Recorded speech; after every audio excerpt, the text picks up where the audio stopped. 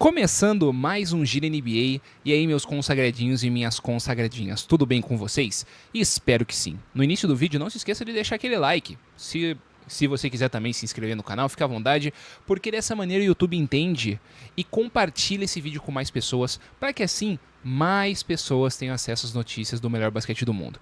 Pessoal, hoje vamos comentar brevemente acerca dos dois jogos que nós teremos no dia de hoje, dia 18 de abril, que são os jogos finais dessa fase de play-in, né, que vão definir o oitavo colocado de cada conferência. Pela Conferência Oeste, nós teremos o Dallas Mavericks contra o Memphis Grizzlies, e pela Conferência Leste, nós teremos o Atlanta Hawks contra o Miami Heat. Situações diferentes, jogos com características diferentes.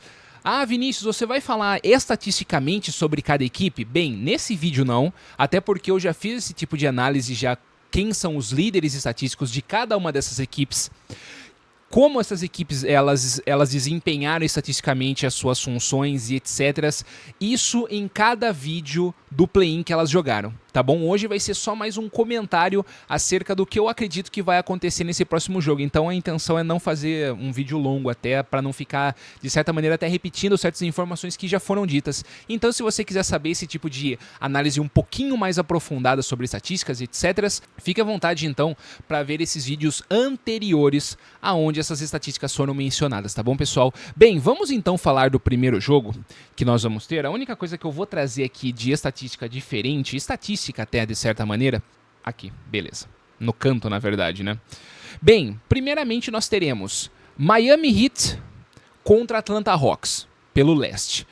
Nessa temporada aqui, nas últimas 4 partidas nós temos um empate. 2 vitórias do Atlanta Hawks e 2 vitórias do Miami Heat. Ele consegue ter um histórico muito melhor do que o Atlanta Hawks. Ele normalmente sai vencedor em relação ao Atlanta Hawks, mas esse não é o momento, vamos falar assim, né? Não vamos tão atrás assim na história.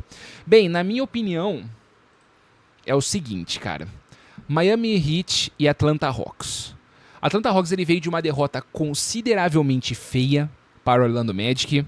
Mano, principalmente o banco de reservas do Orlando Magic, ele ganhou basicamente a partida, ele consegue abrir a primeira diferença de basicamente 20 pontos ali e consegue comandar a partida até o final. Daí a equipe ela só foi administrando. O Atlanta ele até consegue chegar a diminuir a diferença, faltando ali uns 3 pontos, 5 pontos contra o Orlando, mas depois tem a rotatividade ali dos jogadores e acaba tomando mais uma vantagem gigantesca. Aí Trae Young no final da partida ele vai lá, é ejetado, etc. Demonstrou ali que não estava muito equilibrado emocionalmente. Aí você pega o Miami Heat, que dessa maneira, na minha visão, ele era o azarão contra o Chicago Bulls, consegue vencer de uma maneira assim, cara, determinante. Tyler Hero jogou muito, colocou a bola debaixo do braço e jogou 38 pontos, etc.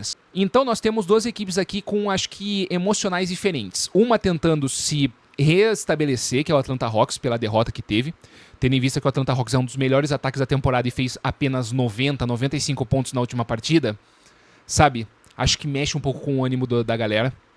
Enquanto você tem o Miami Heat, que vem de um momento de uma vitória, cara, considerável, que aumenta a moral dos jogadores.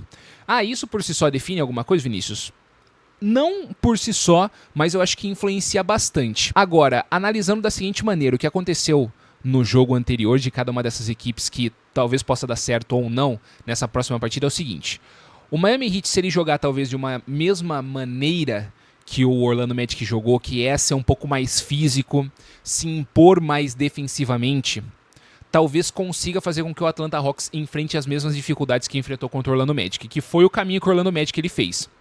Tudo bem, Vinícius, mas o Orlando Magic é o primeiro colocado, é a melhor defesa da NBA. Ok, mas assim, às vezes o Miami Heat consegue fazer ali alguns ajustes, porque tem ali bons jogadores, né? O Tyler Hero, Bam Adebayo e Andrew Wiggins ali é um bom trio. Às vezes consigam fazer ali alguns ajustes interessantes para conseguir tentar parar esse ataque do Atlanta Hawks. Agora, um ponto negativo na minha visão, mesmo tendo dado certo na primeira partida para o Miami Heat, foi a bola estar muito tempo na mão do Tyler Hero. Quando você depende de um jogador e ele tá numa noite inspirada, cara, isso daí é mágico. É o que aconteceu na última partida com o Miami Heat. Pô, Tyler Hero, 38 pontos em 37 minutos, acertou tudo basicamente, jogou muita bola. O problema é, você vai manter essa estratégia nesse próximo jogo? E se o Tyler Hero não estiver assim tão quente quanto ele estiver?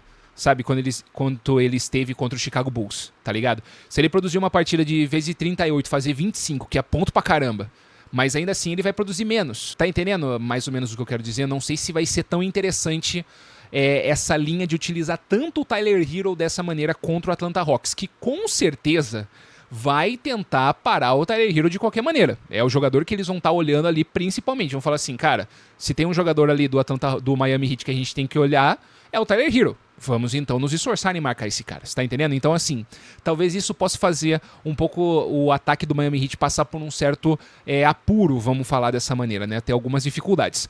Em todo local que eu olhei, todas as páginas de internet que eu vi, tava dando assim que o jogo ia ser muito pegado. Todos os locais onde eu vi, falou que o Atlanta Hawks vai vencer por uma vantagem pequena.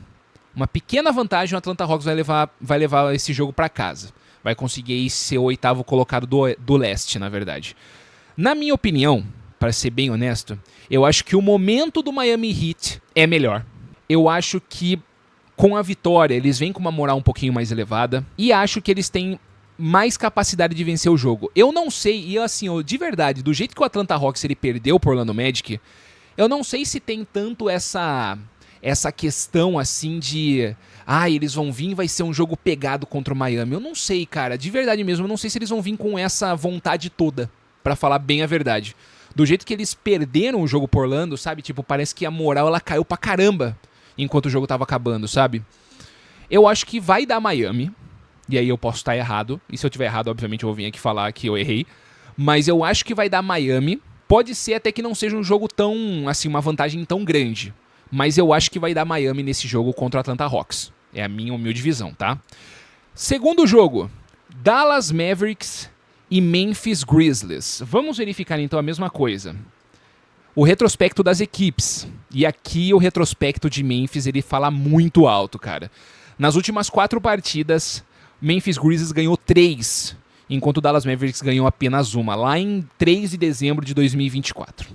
Bem, ambas as equipes, elas vêm, obviamente, o Dallas Mavericks venceu o Sacramento Kings, venceu muito bem, 120-106.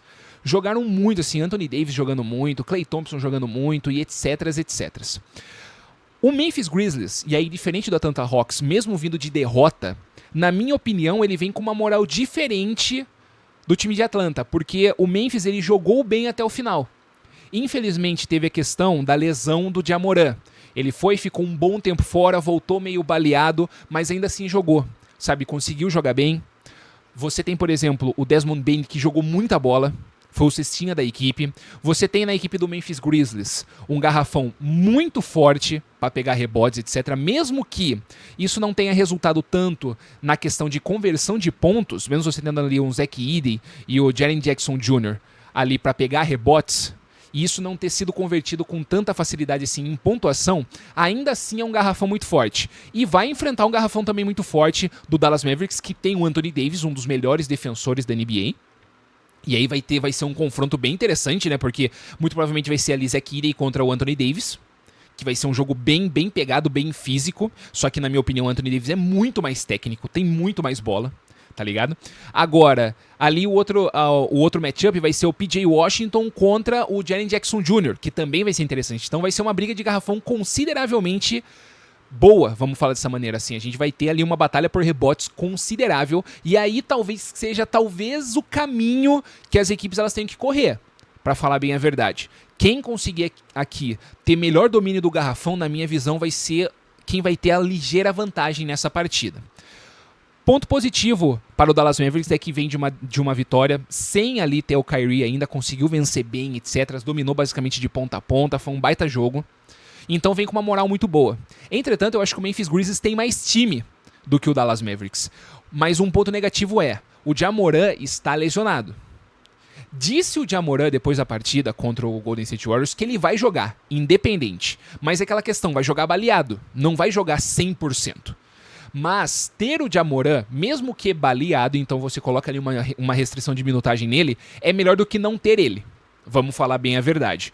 Claro, você perde muito nessa questão de imposição física, velocidade que ele tem, explosão, dunks, etc, etc, etc. É o principal diferencial dele. Mas você ter ele dentro da quadra em certos minutos para conseguir fazer com que ele dê dinamismo na bola, né? Distribua o jogo da melhor maneira possível, eu acho que faz com que a defesa do Dallas Mavericks tenha que se desdobrar em mais pedaços, vamos falar assim, para conseguir marcar. Na minha visão, mesmo o Dallas Mavericks vindo de vitória e o Memphis Grizzlies vindo de derrota, eu aqui ainda acredito que o Memphis Grizzlies vai conseguir vencer por essa questão que eu mencionei para vocês. É um time melhor, mesmo com o Jamoran baleado. Se o Jamoran estivesse 100%, na minha opinião, eu ia falar que o jogo não ia ser tão apertado. Na minha opinião, o jogo vai ser um pouco próximo. Definido, obviamente, ali no final. Não vai ser um passeio de nenhuma das duas equipes, do Memphis Grizzlies ou do Dallas Mavericks. Mas eu acredito que, mesmo com o Jamoran, mais ou menos, ainda assim ele vai fazer a diferença positivamente para a equipe. Tá? Claro, também, que nem eu mencionei, posso estar errado, mas aqui eu tenho que dar a minha opinião. Na minha visão, Dallas Mavericks, ele perde essa partida para o Memphis, jogo apertado pelo fator do Jamoran não estar 100%. E também pelo Dallas Mavericks não ter o Kyrie Irving. Se tivesse o Kyrie Irving, vamos dizer assim, 100% contra o Memphis Grizzlies, sem o Jamoran baleado, eu ia falar assim, eu acho que vai dar Dallas. Mas o que eu mais gostaria de ver é Kyrie Irving 100% e o Jamoran 100%, para ver esse jogo pegar fogo mesmo. Infelizmente não temos essa opção. Aqui eu acho que vai dar Memphis por pouco, mas vai dar Memphis no final das contas e aí teremos o 8º colocado do Oeste definido. Você concorda? Você discorda da minha opinião? Comente aí embaixo. Esse foi o vídeo, espero que vocês tenham gostado. Tamo junto e até a próxima!